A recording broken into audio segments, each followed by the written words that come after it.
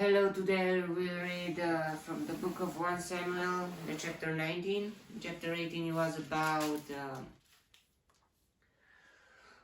Saul's jealousy of David because because of the woman. The girls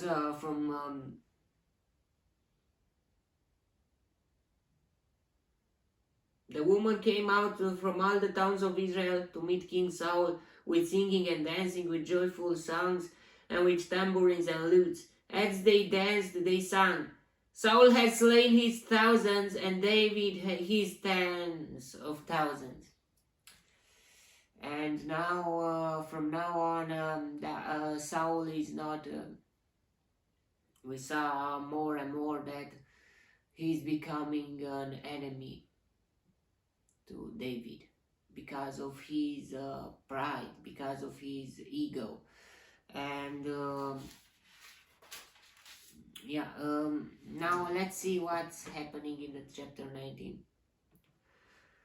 Saul told his son Jonathan and all the attendants to kill David.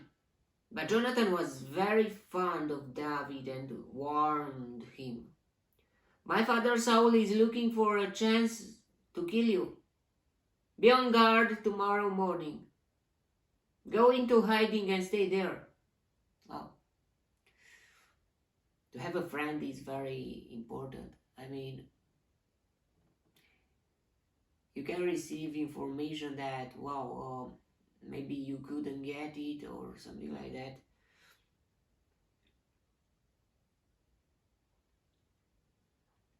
My father Saul is looking be on your guard tomorrow morning. Go into hiding and stay there. I will go out and stand with my father in the field where you are. I'll speak to him about you and will tell you what I find out.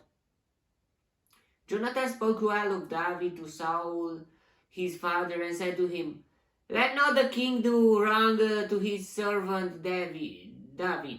He has not wronged you, and what he has done has benefited you greatly. He took his life in his hands when he killed the Philistine. The Lord won a great victory for all Israel, and you saw it and were glad. Why then would you do wrong to an innocent man like David by killing him for no reason? Saul listened to Jonathan and took this oath. As surely as the Lord lives, David will not be put to death.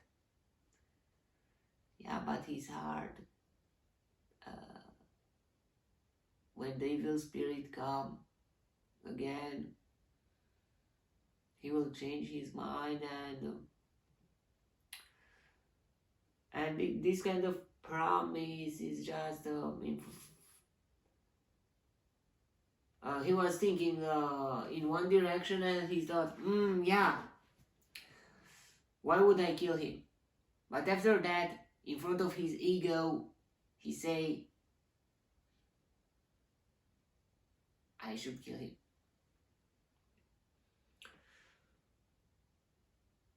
I should not let him escape.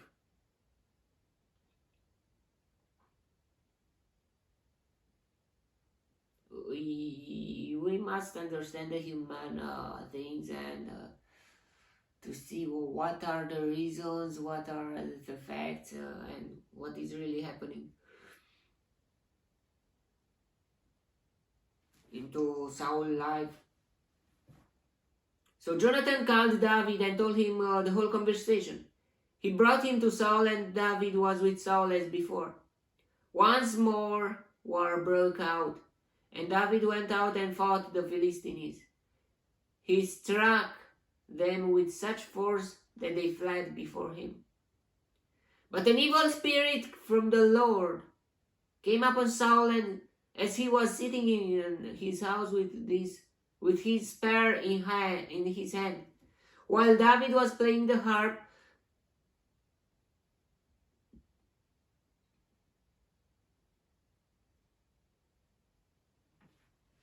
Saul tried to pin him into the wall with his spear, But David eluded him as Saul drove the spear into the wall. That night David made good his escape. Saul sent men to David's house to watch it and to kill him in the morning.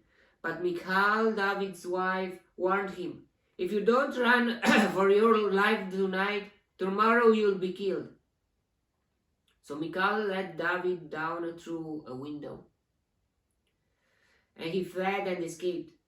Then Michal took an idol and laid it on the bed, covering it with a garment and patting some goat's hair at the head. When Saul sent the man to capture David, Michal said, "He is ill." Then Saul sent the man back to see David and told them, "Bring him up to me in his bed so that I may kill him." But when the man entered, there was the idol in the bed, and at the head was some goat's hair.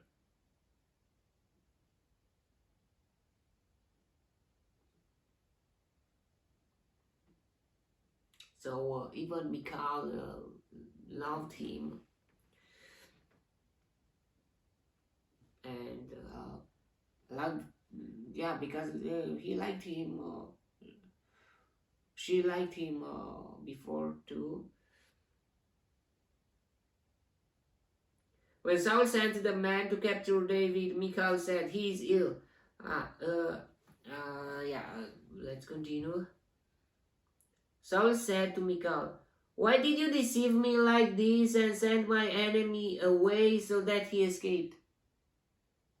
Michal told him, "He said to me, 'Let me get away. Why should I kill you?'" When David had fled and made his escape, he went to Samuel at Ramah and told him all that Saul had done to him. She was lying. At first, she tried to help. She helped David, but after that, she lied in front of his father to not be killed or something like that.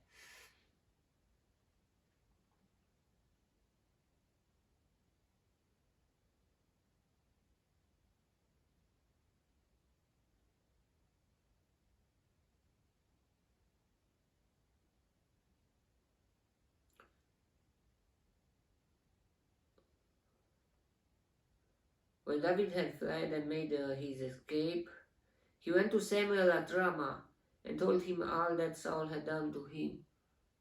Oh, Samuel is still alive. Then he and Samuel went to Naioth and stayed there. Word came to Saul, "David is in Naioth at Ramah." So he sent men to capture him. But when they saw a group of prophets prophesying, with Samuel standing there as their leader, the Spirit of God came upon Saul's men, and they also prophesied.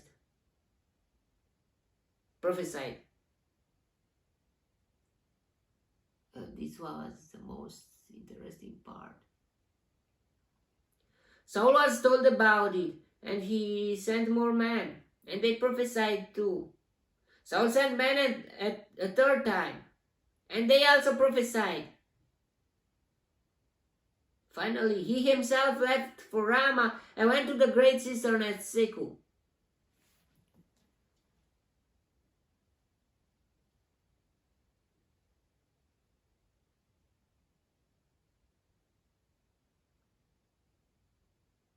And he asked, "Where are the Samuel and David?"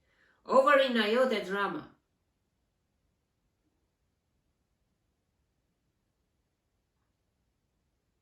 But the Spirit of God came even upon him, and walked along prophesying until he came to Naioth.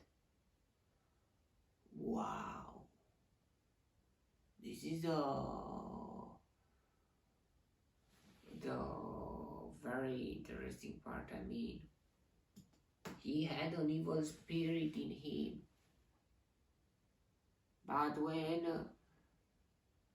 But here, the Holy Spirit came to him and he was prophesying.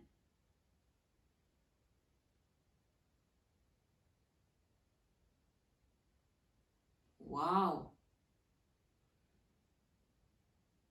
How can that happen? How strong is God? I mean, yeah, even if,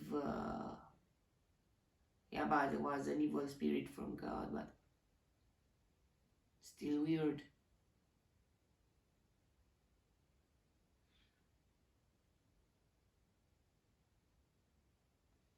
How can this happen?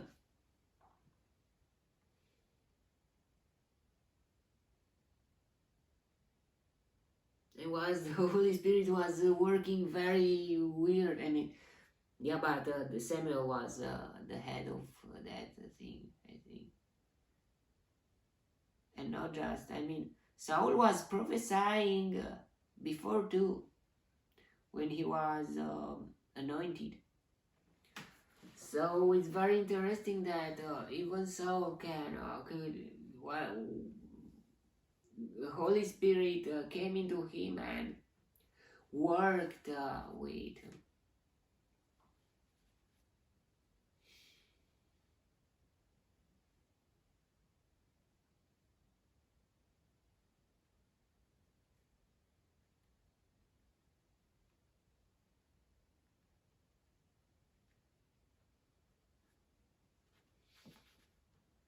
Until he came to Naioth. He stripped off his robes and also prophesied in Samuel's presence. Wow, he saw Samuel again, once again. He lay that way all that day and night. Wow. When Holy Spirit is controlling you, Holy Spirit nowadays working maybe different, but it still is that part too. But it's not. It's I mean, you are aware of what is happening, and yeah, but still, Holy Spirit can control you. When you're full of Holy Spirit power, you do things that, not bad things. I mean, when if there are some people with demons inside or something like that, you would react. You are reacting. I mean, no, you even don't know what is happening, but for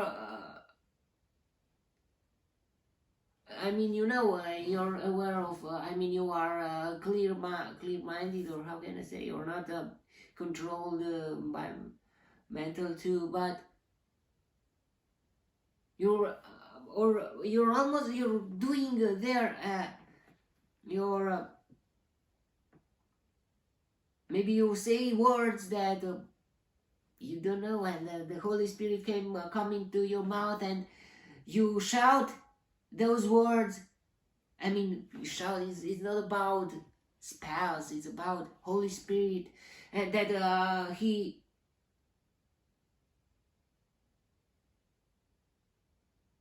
say to the demons to get out from their bodies or something like that. And wow,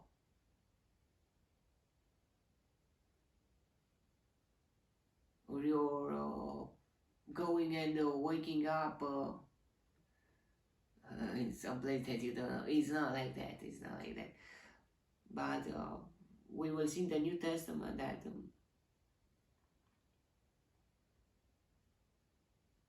was something that wow.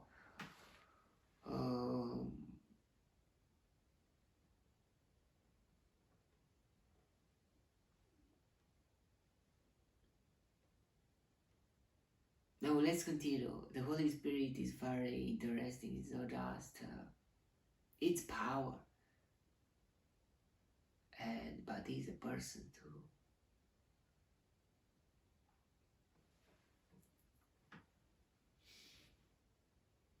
This is why people say, is Saul also among the prophets?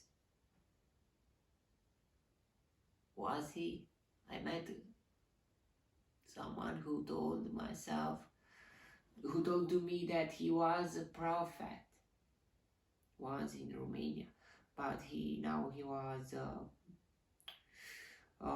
somewhere else, and he was like a homeless, but he was not. I mean, he was with some people, and yeah, negative people, I think, and he was there. He told myself too that he is a fallen Christian or something like that. But he was a prophet.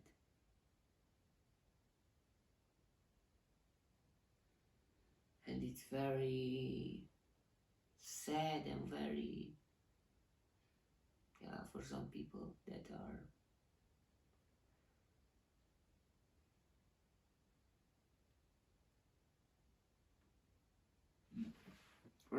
that they let other things to control themselves, other things than the Holy Spirit. Yeah, there is a time, like a moment, and there are moments, and that are like you should know.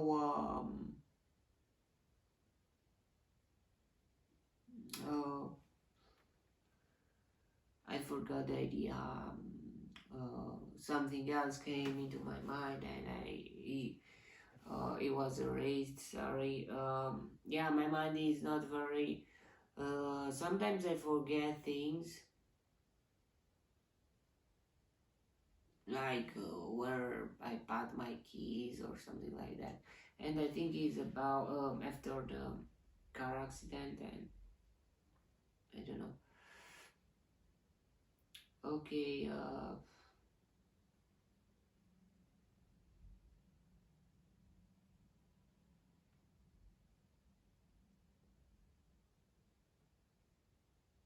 That was a chapter. May the God bless me, protect me, and delight me in the next chapter too. And if you want, you will see me there too. God bless you all, and goodbye.